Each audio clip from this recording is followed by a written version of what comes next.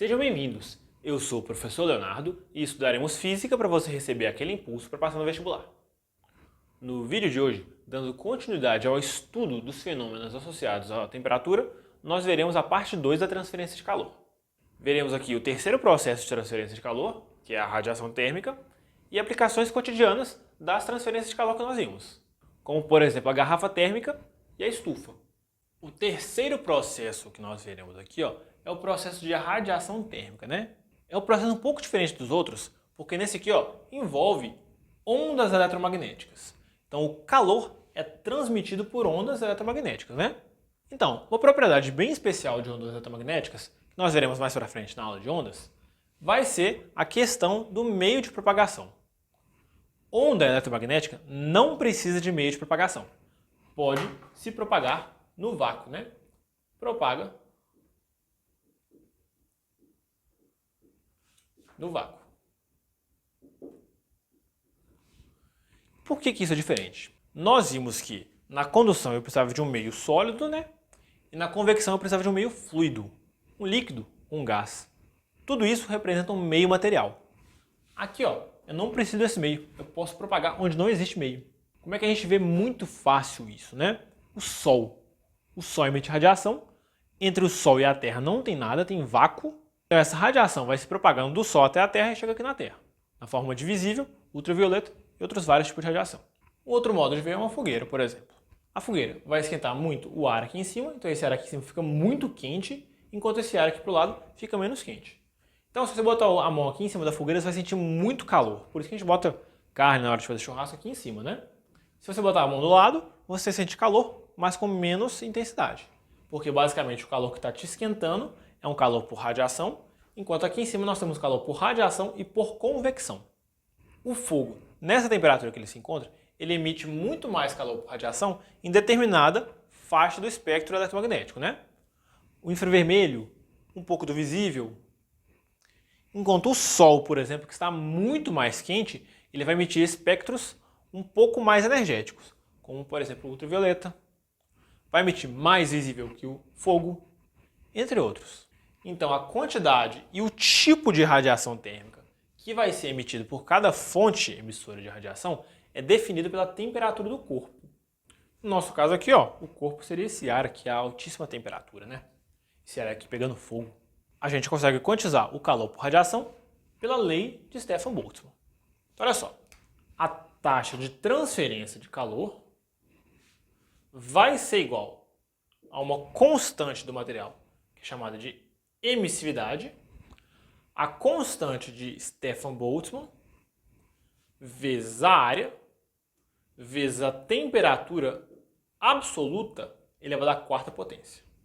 Então aqui, o epsilon é a nossa emissividade,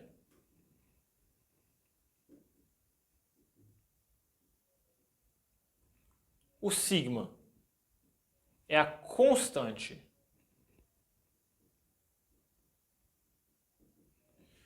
de Stefan Boltzmann,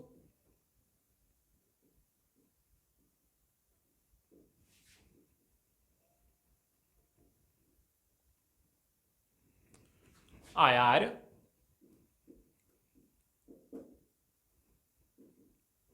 é a área exposta, por exemplo, né? A do Sol seria uma área de uma esfera, e a T seria a temperatura absoluta. Se é absoluta, em Kelvin. Nós não usaremos tanto essa equação aqui, mas ela serve para a gente analisar alguns parâmetros. Em especial, esse epsilon, essa emissividade do material. Olha só, essa primeira propriedade radiante aqui, que é a nossa emissividade.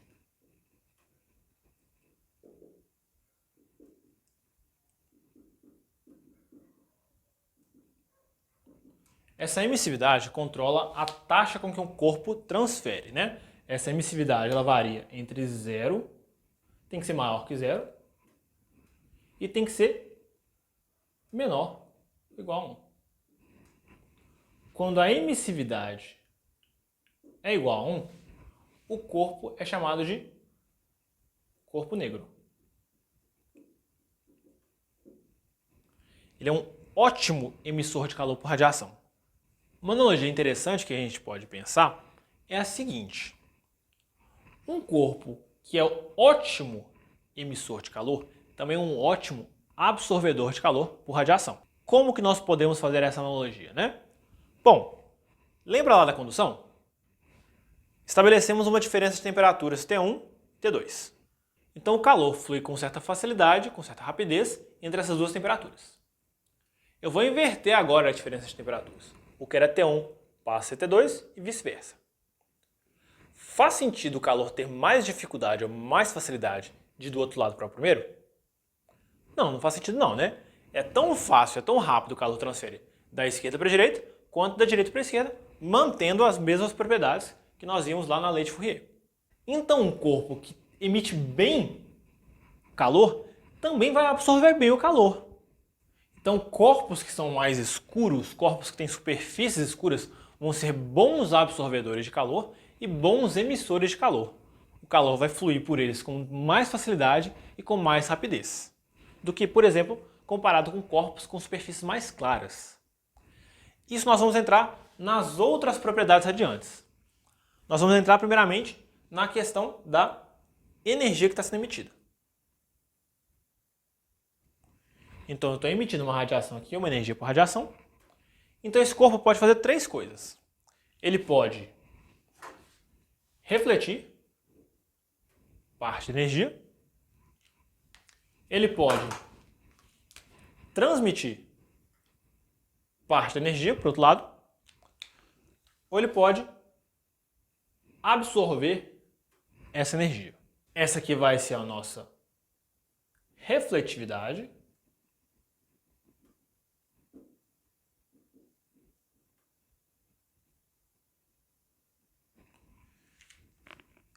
Essa daqui, ó, vai ser a nossa transmissividade.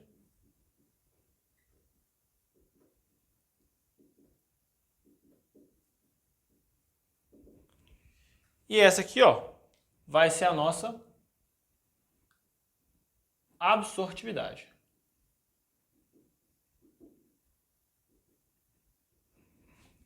Pensando aqui, ó, que elas representam frações de uma energia que é incidente, eu posso dizer aqui, ó, que a absortividade é um parâmetro que também varia entre 0 a 1, assim como a refletividade, assim como a transmissividade.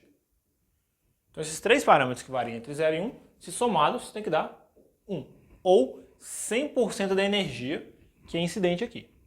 Então, corpos que têm alta emissividade vão tender a ter alta absortividade.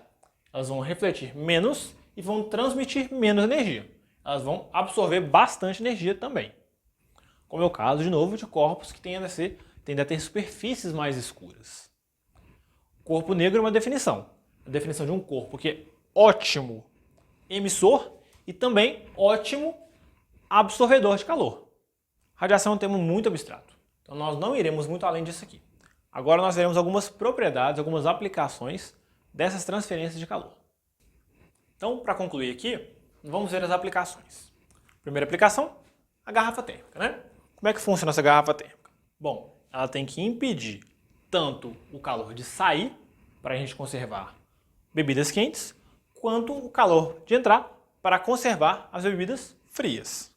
Então, olha só, detalhe muito importante.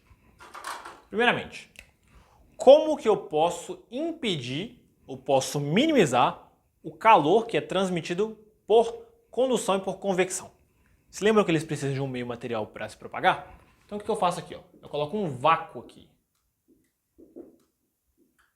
Eu reduzo muito a densidade de ar aqui dentro.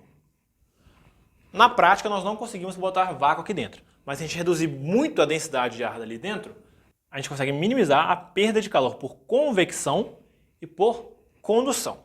Então o vácuo ele minimiza a condução e minimiza a convecção. Então agora olha aqui. Nós reduzimos muito a troca de calor por condução e por convecção. Para reduzir a troca de calor por radiação, o que a gente faz? A gente bota uma parede espelhada aqui, ó, tanto por dentro quanto por fora. Então, paredes espelhadas.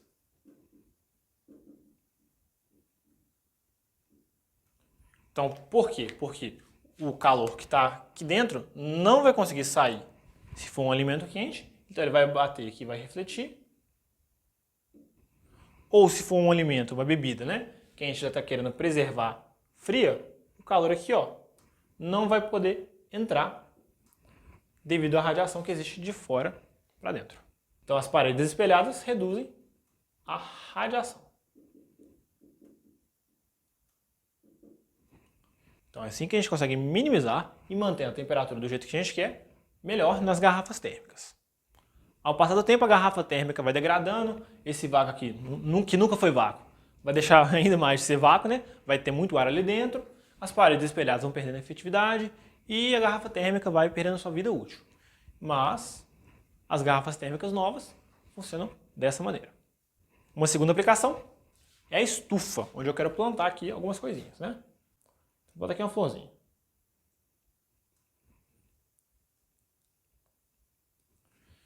O Sol emite calor por radiação. Ele emite muito visível e muito ultravioleta, que entra aqui na estufa.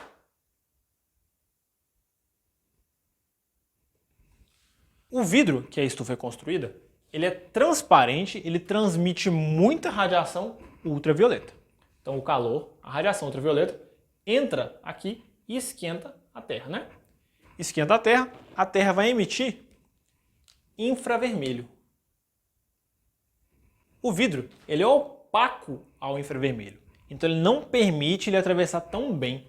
Então esse calor vai ser refletido ou absorvido pelas paredes. Então se ele vai ser refletido ou absorvido pelas paredes, as paredes vão aumentar a temperatura.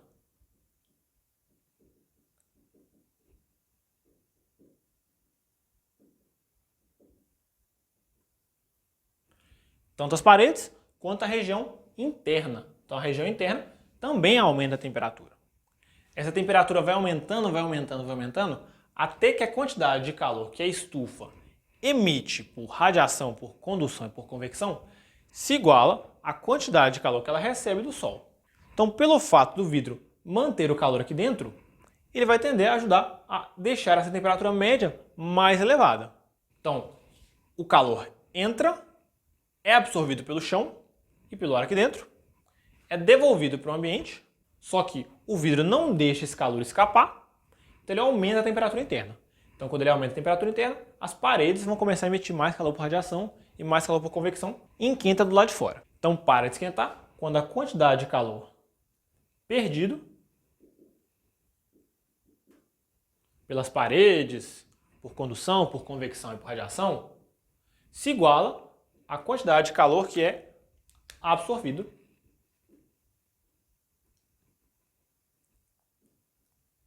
majoritariamente do Sol. Ok?